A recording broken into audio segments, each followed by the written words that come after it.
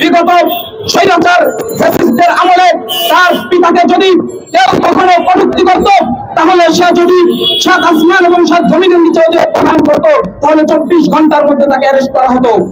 কিন্তু আমরা দেখতে পাচ্ছি অনেকদিন হয়ে গেছে এই রাখাল রাহাত আমার দেশে বসে আমার আল্লাহ এবং নবীকে নিয়ে কটূক্তি করেছে, এখনো পর্যন্ত প্রশাসন তার বিরুদ্ধে কোনো ব্যবস্থা নেয়নি। আমাদের স্পষ্ট ঘোষিত আমাদের এই শান্ত আন্দোলন এবং আমাদের এই নরম কথা যদি না যায়, তাহলে আন্দোলন শুধু বন্ধনের মধ্যে সীমাবদ্ধ। আন্দোলনের জোর আপনারা ঠেকাতে পারবেন না, আন্দোলনের জোরে রাখাল রাহাতের সাথে আপনারাও বেশি চলে যাবেন। স্পষ্ট কথা হলো, আমরা ভারতীয় প্রেতাত্মাকে দেশ থেকে বিতাড়িত করেছি, তার মানে এই নয় আমরা কোন মার্কিন অথবা কোন ভিনদেশী শক্তিকে এই দেশে আমরা রাজত্ব করতে দিব। আমার এই দেশ আমরা পরিচালনা করব, আমার এই দেশের নীতি নির্ধারণ আমরা করব। আমরা কোন বিদেশি প্রভুদের প্রেতাত্মা হয়ে দেশে বসবাস করতে চাই না। সুতরাং আমাদের স্পষ্ট দাবি হলো, এই রাখাল রাহাত তাহার ইন্ধনে এখনো পর্যন্ত হয়নি। প্রশাসন এবং যারা রয়েছেন প্রশাসনের মধ্যে সকলকে তদন্ত করে বের করতে হবে।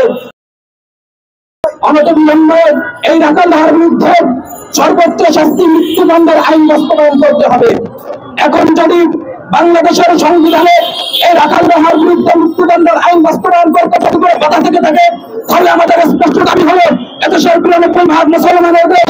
সুতরাং আমাদের 92% মুসলমানের দাবি হলো অনতিবিলম্বে এই রাখাল রাহাতের বিরুদ্ধে মৃত্যুদণ্ডের আইন বাস্তবায়ন করতে হবে। বিসমিল্লাহির রহমানির রহিম। والذين آمنوا أشد حبا لله وقال النبي صلى الله عليه وسلم من سب نبيا فاقتلوا أو كما قال عليه الصلاة والسلام। সংগ্রামী উপস্থিতি, আজ আমরা যে শুটিং এখানে দাঁড়িয়ে যে ব্যক্তিকে কেন্দ্র করে দাঁড়িয়েছি তার নাম ছিল হলো সাজ্জাদুর রহমান, কিন্তু সে তার নামকে বিকৃত করে সে তার নামকে রাখাল রাহাত নামে পরিচিত করেছে লোক সমাজে।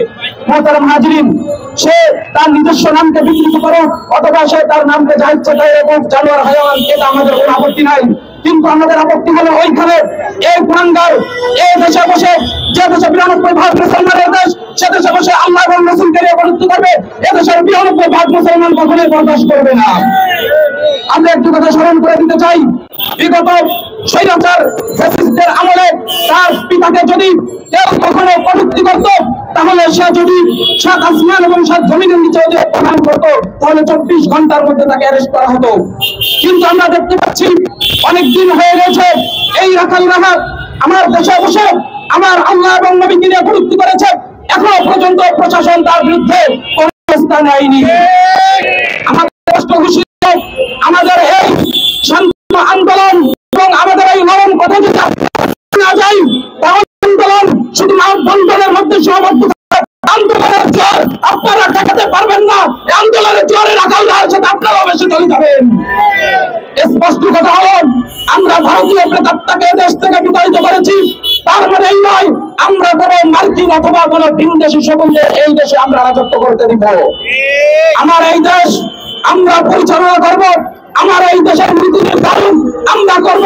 আমরা কোন বিদেশি প্রভুদের প্রেতাত্মা হয়ে দেশে বসবাস করতে চাই না। সুতরাং আমাদের স্পষ্ট দাবি হলো, এই রাখাল রাহাত তাহার ইন্ধনে এখনো পর্যন্ত হয়নি। প্রশাসন এবং যারা রয়েছেন প্রশাসনের মধ্যে সকলকে তদন্ত করে বের করতে হবে। সে তার ইন্ধনে এত ক্ষমতার অধিকারী সে দেশে হয়েছে যে 92% মুসলমানের দেশে এবং তার রাসূলকে কটূক্তি করে সে এখনো রয়েছে। সুতরাং আমাদের কথা হলো অনতিবিলম্বে এই রাখাল রাহাতের বিরুদ্ধে সর্বোচ্চ শাস্তি মৃত্যুদণ্ডের আইন বাস্তবায়ন করতে হবে। এখন যদি বাংলাদেশের সংবিধানে এই রাখাল রাহাতের বিরুদ্ধে মৃত্যুদণ্ডের আইন বাস্তবায়ন করতে যদি করে বাধা থেকে থাকে, তাহলে আমাদের স্পষ্ট দাবি হলো এদেশের 92% মুসলমানের দেশ ক্ষমতায় ক্ষমতা বলে বলা হয়ে থাকে।